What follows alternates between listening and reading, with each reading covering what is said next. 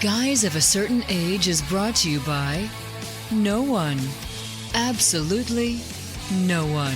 Except these dudes walking down memory lane. Now let's head to the studio to see what they misremember next.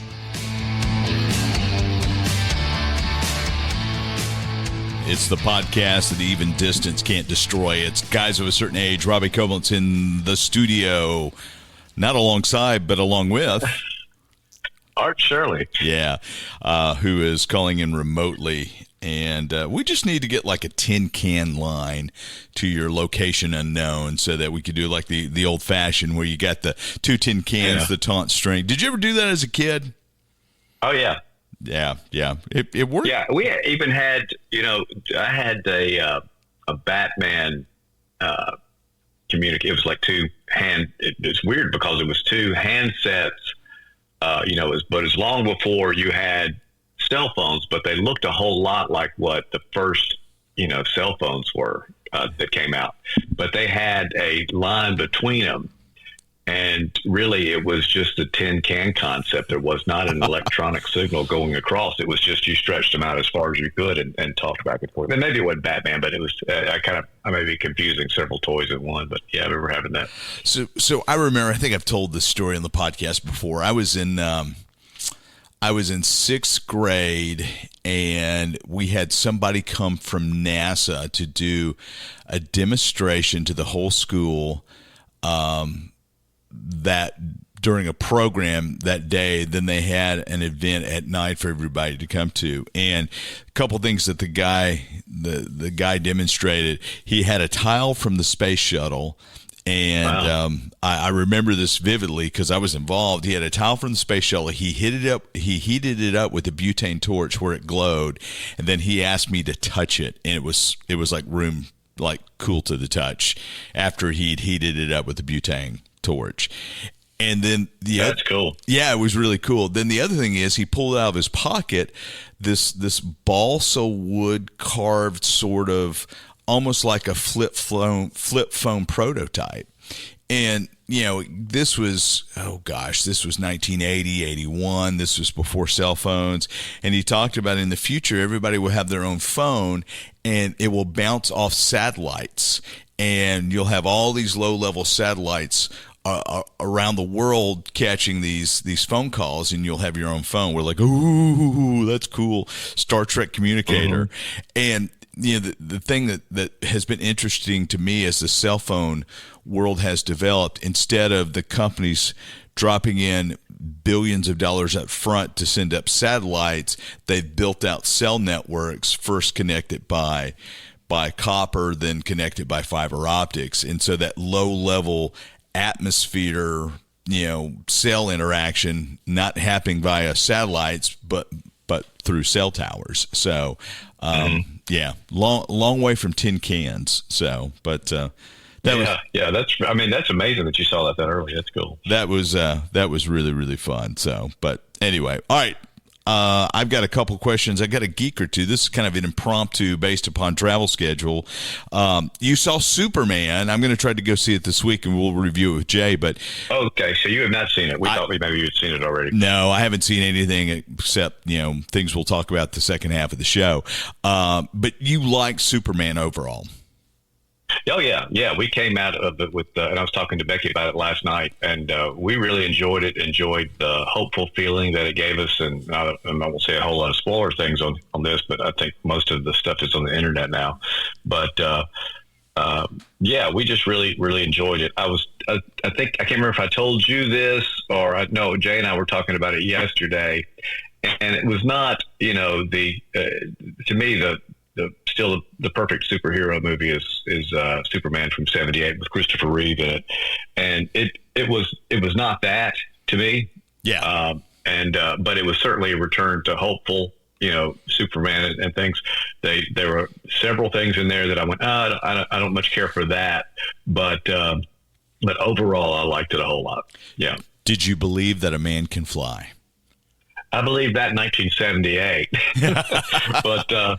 Yeah, so I'm still surprised I don't look out to see it. But no, I thought the effects all were good. I thought the casting was really good. I do think, and people have mentioned this, that Superman is just part of larger, overall group of characters that are in this picture. But I don't know that that's a bad thing necessarily. Yeah. I think that it was a fresh approach to Superman that I really liked. Well, I'm going to try to go see it tomorrow night, hopefully. So I've stayed spoiler free. I've avoided everything like the plague. Of course, I've been working or traveling since it came out. So I'm looking forward to it, but much more hopeful than Zack Snyder's Superman is what I'm picking up. Yeah. So. Yeah. And like I said, you look back and you see, okay, there's some in Snyder's stuff that, that worked really well. There's some stuff that I just, have a problem with. But I think that, and as people keep pointing out in debates online, that, there are so many different iterations of Superman. But I do think this one was more the big blue Boy Scout that this is the Superman that I like. Yeah. It felt very much like a Silver Age, early Bronze Age comic book. Oh, nice. Okay, cool. Well, I'm looking forward to it. Speaking of Zack Snyder, Netflix has just released a co-op campaign action game, because you can get games off Netflix, called Bloodline, and it is set in Zack Snyder's Rebel Moon universe. So I believe you watched both Rebel Moons, Part 1 and Part 2, correct? Yeah, I did. Really kind of had hopes that it might be, kind of a nice thing, especially since it was his own property and there wasn't any, kind of attachment to it. And there were things I liked about it quite a bit, but overall I felt like, and this is kind of Snyder's style, way too many slow-mos. It was probably a decent, under 2 hour movie that was stretched out to 2 over 2 hour movies. So definitely could have been edited down. The pacing of it got a little long. And the whole thing got a little muddy, especially in the second one. Yeah. I scanned through the first one and just kind of forgot about the second one. It's like, okay. Yeah. Are you watching Foundation? No, I'm not. I do have Apple TV again. That's something that I said I would do once I got that back and start watching, is kind of pick back up on that. I don't think I got more than a few episodes into the first season, so I may just start it over from scratch. Yeah, I do that. And also Strange New Worlds dropped today, so there's 2 episodes of that out. Okay, so that I couldn't remember. That may or may not be part of the reason I took off today, by the way. Oh, well, I wasn't going to out you on that. So I would highly recommend you watch Murderbot. So yeah, you said that too. That's another reason I thought, well, I've got it. I need to be watching this stuff. It is funny. It's a little irreverent, and I just think it's great. So, and I love Dr. Garathian. So, and you'll get into it once you see. Dr. Garathian was the guy who plays it. Cannot remember his name, but he's been over a lot of stuff. He was the Russian mob friend of Ant-Man. In his crew, in his breaking crew, he was the actor played the Russian dude, and he is great in Murderbot. So okay, cool. Yeah. Highly recommend that. So, and Emmys were announced, and we probably need to do an Emmy show since there's so much genre on. But I mean, Severance just wiped. Cleaned up. 20-something nominations. Yeah, it's an incredible amount of nominations. Yeah. But there's more than just Severance. There's, like you said, there's several that fit within the stuff we would be watching anyway. Yeah, and regardless of award. Yeah, Andor had a lot.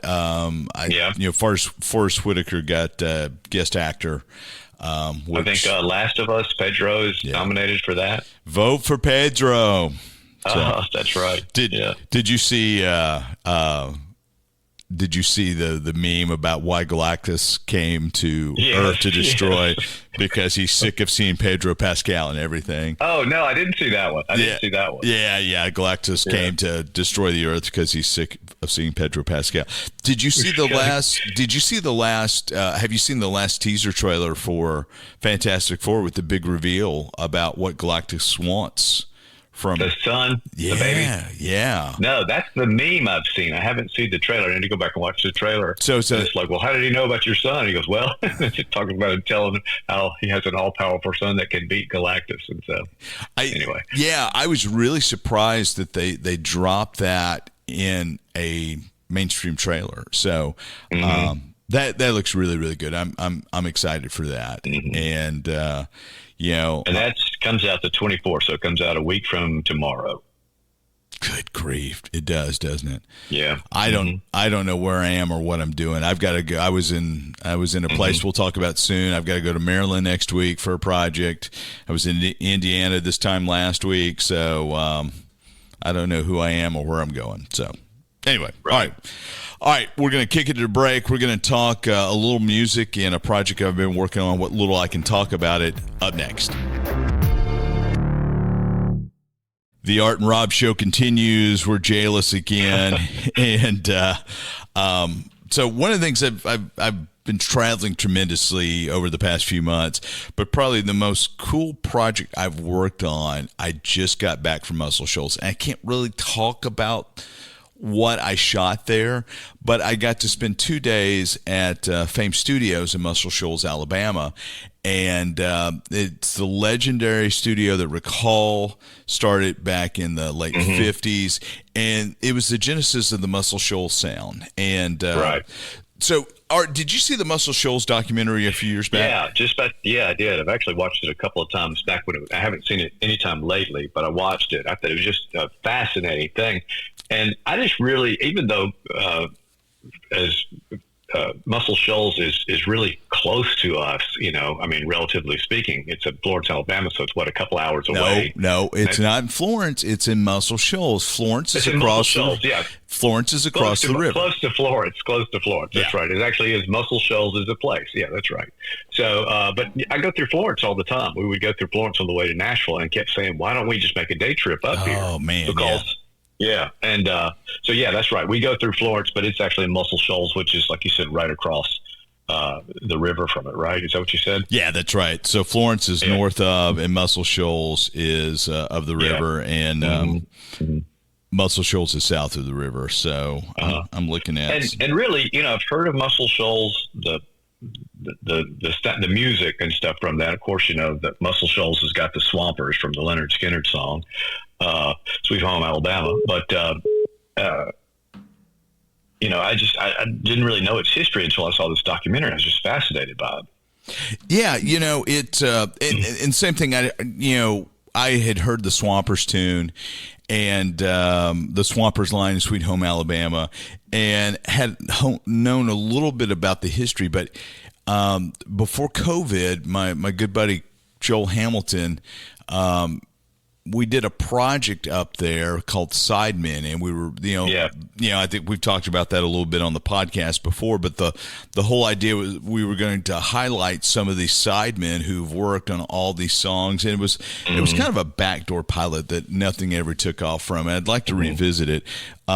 But we were at a different studio in Muscle Shoals. We were not at Fame. Fame is where it all started, and so that's where I spent the last couple of days. And I was talking to Spencer. I can't remember Spencer's last name. He's the studio manager for Fame. We're eating at, oddly enough, Sweet Pepper's Deli, which is next door to the Fame studio. It's kind of funny. You get Fame where you've had all these late night sessions, the whole kit and caboodle, and to one side of Fame is a CVS and a Dunkin' Donuts, and the other side is a Pizza Hut and a Sweet Pepper's Deli. So it's got everything kind of there. And we talked about the documentary, which came out in 2013, and I said, how did that start? And he said he kind of laughed, and the director, I've got it up here, Greg Carmelier, and a good buddy of his who. His buddy, as I understand, was involved with the Mars Chocolate Empire.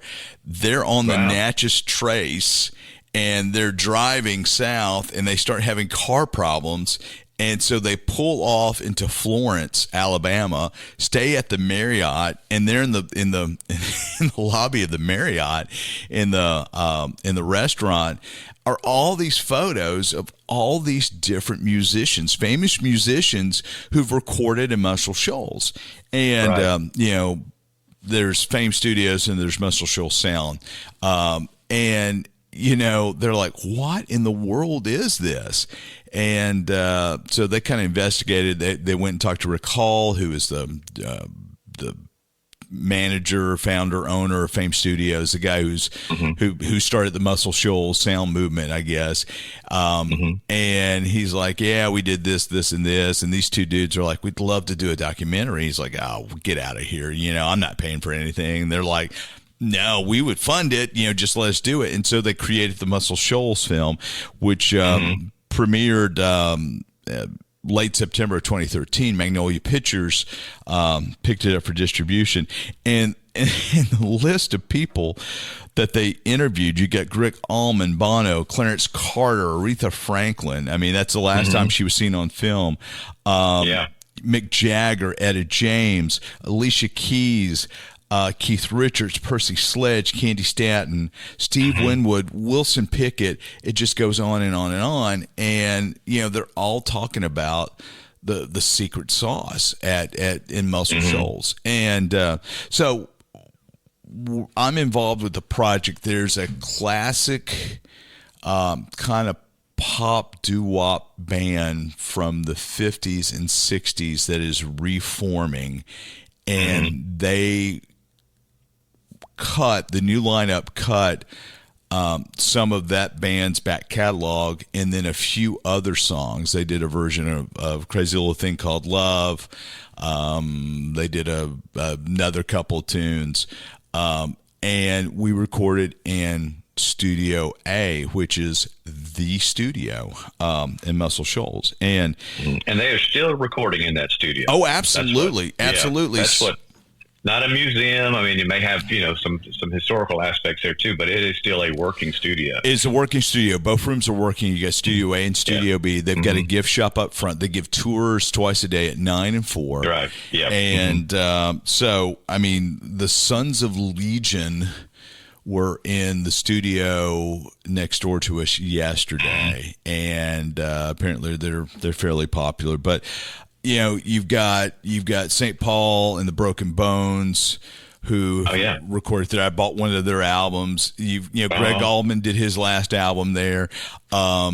Just a ton of people. Jason Isbell, is that how you pronounce it? Yeah. Or Isabel? Isbell. And the 400 Unit, his Southeastern album was done there.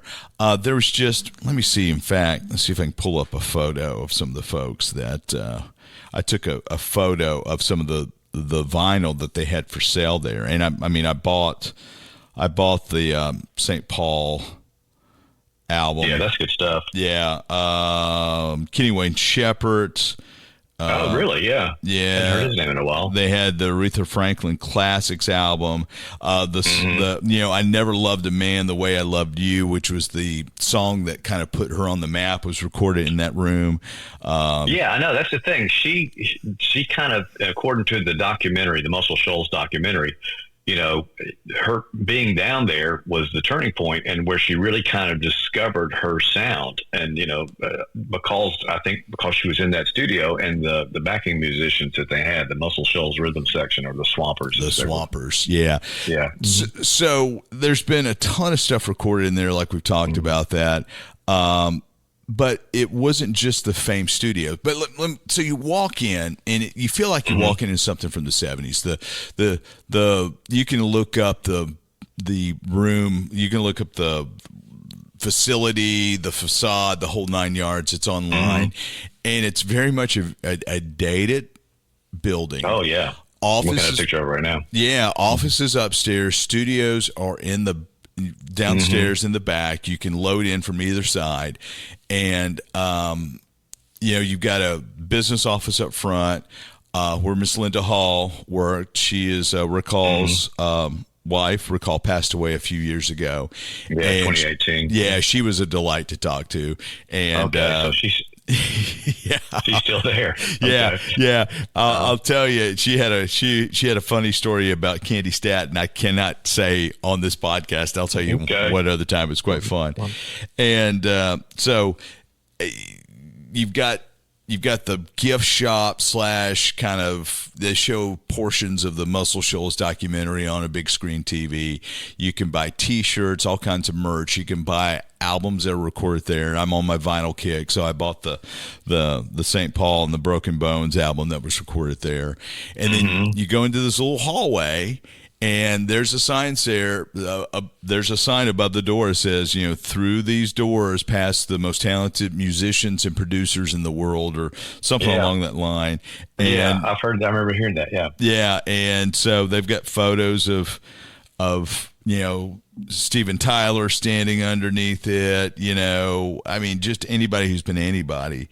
And so you go in, you got this little kind of lounge area. It's like a glorified hallway between the two studios and the control room. So we were in control room. We were in Studio A to the left. You walk through double doors, and there you are. And you feel, I mean, there's a vibe in that room, and the room sounds great. You've got vocal booths on the left.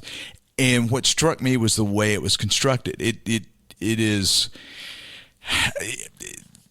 They've got cork boards on the wall, so they've got cork. Then they've got slatted, 1x4 cedar boards, kind of slatted at an angle to diffuse. Yeah, to make the sound. Yeah, you've got this drop grid ceiling with lights in it. It's not like a traditional office ceiling. You go into the vocal booths, and it's burlap on the walls with some sort of cotton behind it. And really? Yeah. I mean, and it sounded great. And so you got cables running everywhere. You've got power conduit popping through. And, a modern studio build is going to look sleek, new. This just screams of, I have been here forever and I've seen everything. And then you go up to the control room, huge board. They're doing Pro Tools and Atom again monitors, and it just sounds so incredibly good. And so the recording studio part of it, that's all state of the art top. New stuff, right? Well, yeah, they had their 2-inch multi-track tape over in one corner, which I took several video of because I thought was cool. Then they had some 1/4-inch double regular reel-to-reel that are the big studio versions that are high fidelity in the other corner, but they're recorded on a Mac Studio. I actually traced down where the Mac Studio was and opened the door. Okay, gotcha. Yeah, cables everywhere, man. Oh, man. It's just, it's a working studio, and they stay. Do they have lockers of microphones and all that kind of stuff? Yeah. And so when you rent the studio, you get the gear thrown in, and like the guitarist, they had his cabinet in a separate room. Like you had a load-in door off the street by the CVS. You walk through there, and then there's this, you come into that little load-in area, and there's a closet, just like a storage closet, and they had the guitarist, his amplifier there, cranked wide open, mic'd there, and they had the Wurlitzer that Spooner Oldham played, and it's going to another cabinet in another room that's mic'd, and it's old fashioned, all this stuff is analog. There's no sampling going on. There's no, I mean, we had a piano, we had a keyboard, and a Wurlitzer. I mean, a B3, a Wurlitzer, and a piano. And this was a grand piano that was mic'd with blankets thrown over it. And, I mean, it's not much different than maybe you would imagine it from 30 years ago, other than what you're recording to. And Art, I know you can't say anything about the project that you're working on, but we will see some of this stuff when this comes out. We'll let people know when this is out live, right? This project has the potential to be bigger than One Night in March in my yeah. And so I'm still negotiating with we're still talking about ownership of and my involvement.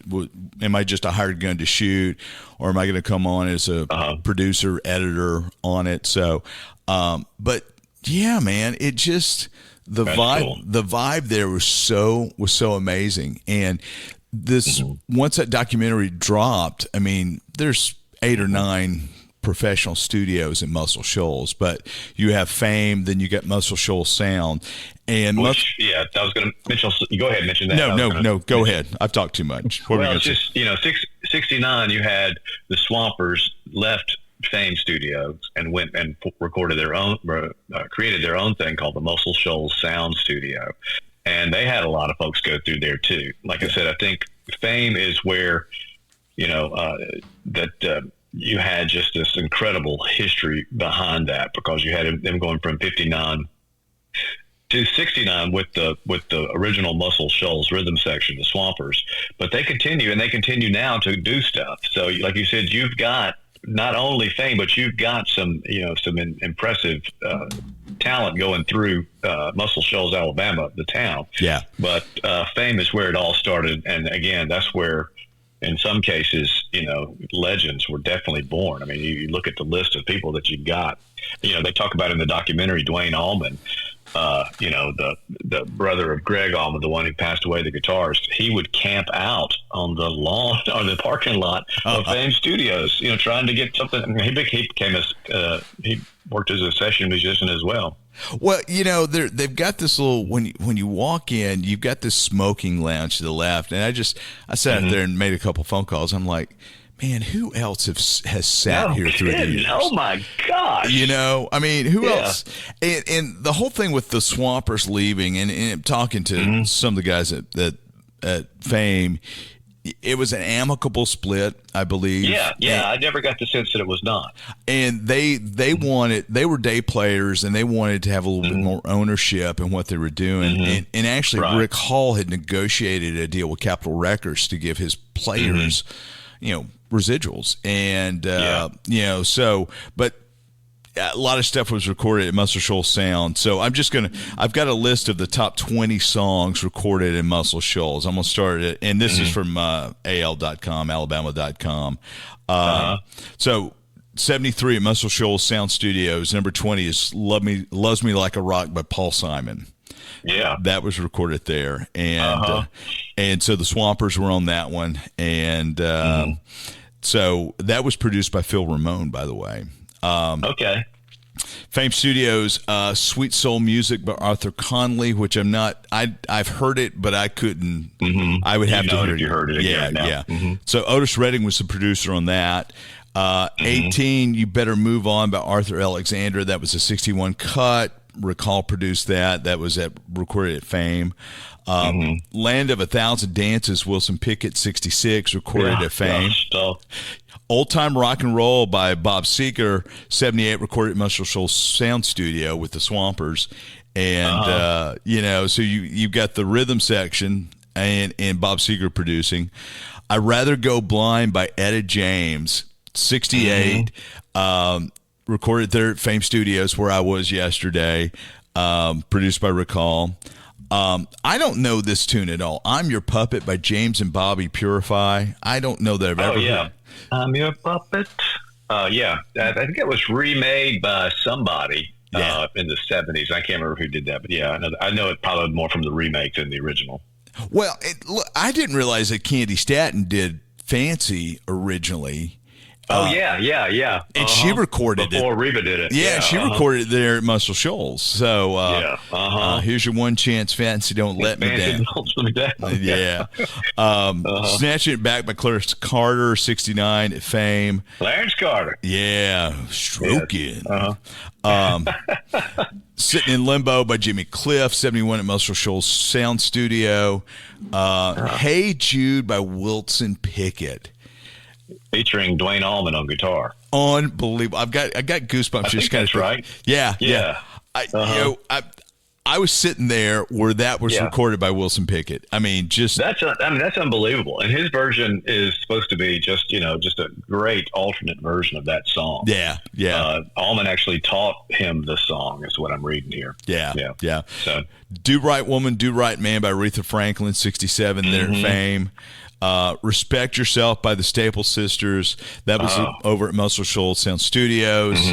That was 71. 71 also. I mean, you just got to think about this time period. Wild Horses by the Rolling Stones was recorded. Yeah. Oh my gosh. Yeah. Yeah. Slip Away, Clarence Carter, 68 at Fame Studios. Number 6, Tell Mama by Etta James. So yeah, gosh. I mean, just all different genres of music. It's not just Southern rock. It's not just soul or whatever. It's all kinds of things. I mean, you got the Rolling Stones there. You got Etta James there. I mean, it's just crazy. I Never Loved a Man the Way I Loved You by Aretha Franklin.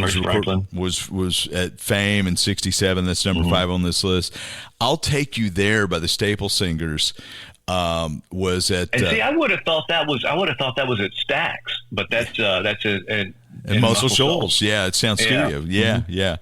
Mustang Sally, Fame Studio, 66. Oh my gosh! I've got here's my story I can tell about that. So that project we did a few years ago, we had Spooner Oldham and Dave Hood on it, and they were they're in the Swampers. You look at their discography, unbelievable. So these guys are these young white Alabama dudes who are playing music, and they're day players. They get paid at the end of the day. So Spooner tells his story. He's the keyboardist. He comes into Fame to play.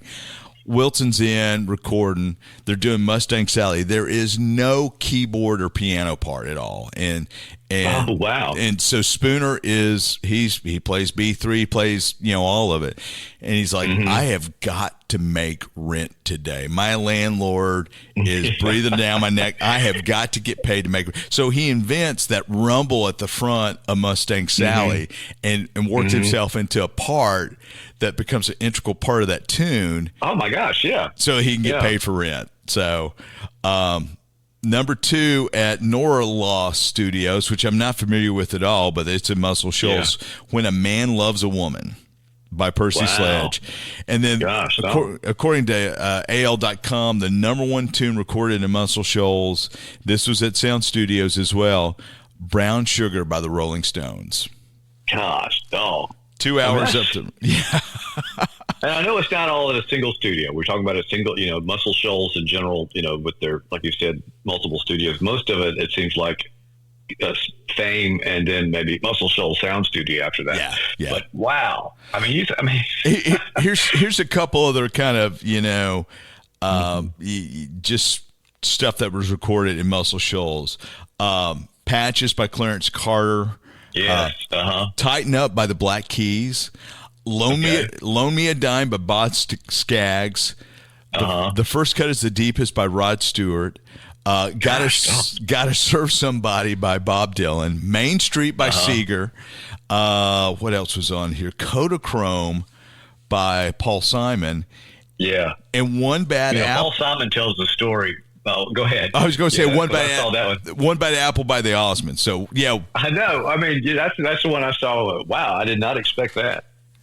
But yeah. But what Paul was Simon went down there? Paul Simon went down there, and he's meeting the Swampers, and in the documentary he says, he was looking around and he goes, well, when do I get to meet the band? And they said, well, we're the band, and he said he expected it to be black guys because of the sound and the soulfulness of the playing or whatever. But no, it's just these guys, that were probably just came in off of like you said, they were just day players, so that's who they were.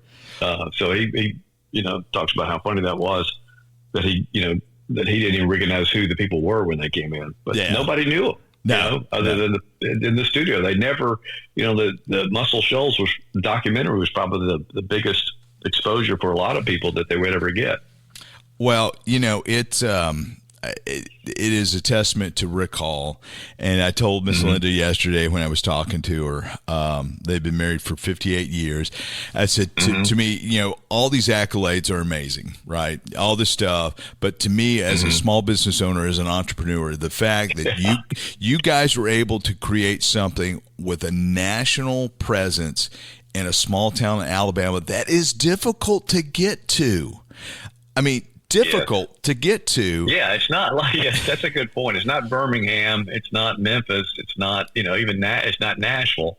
It's close to all three of those places, but it's a difficult place to get to. You have to be going there to get there. Yeah, absolutely, and it's But I can see where you would appreciate that as a business owner. Well, it is a testament to what Rick Hall created, and the fact that he was able to do some amazing things.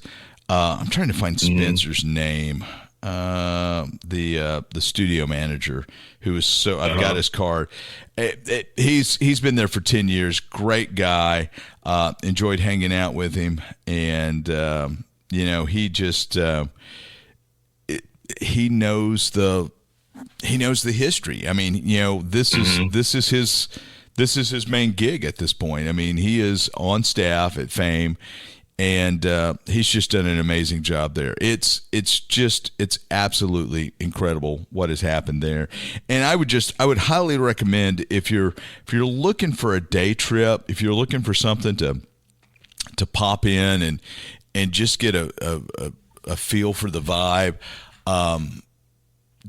Stop by Fame. They've got 2 tours. They do a 9 and a 4. They've got swag there, and they'll take you through the studios. And we were recording at 4:00 both days, and we took a break, and they brought a tour through. And the producer I was working with, he kind of told a little bit about what we were recording, and those folks got just tremendously excited. And it's one of those things that it's a fun day trip. I will tell you, the Microtel is probably not your top place to stay. Nice enough folks, but just going to put that. Oh. And I stopped at the Forge to get some coffee yesterday morning. It was pretty good. So that was kind of fun. Okay, good. And there's a good pizza place there. There's a lot of stuff there. To me, it's about the size. Muscle Shoals would be about the size if we took Starkville, Columbus, and West Point and kind of rolled them together into one. One metropolitan area. So. But you mentioned in that day trip thing, that's something that I think Becky and Will and I may have to do. I know Will's been. I know he's been to Muscle Shoals before, so maybe he could also kind of show us around a little bit too.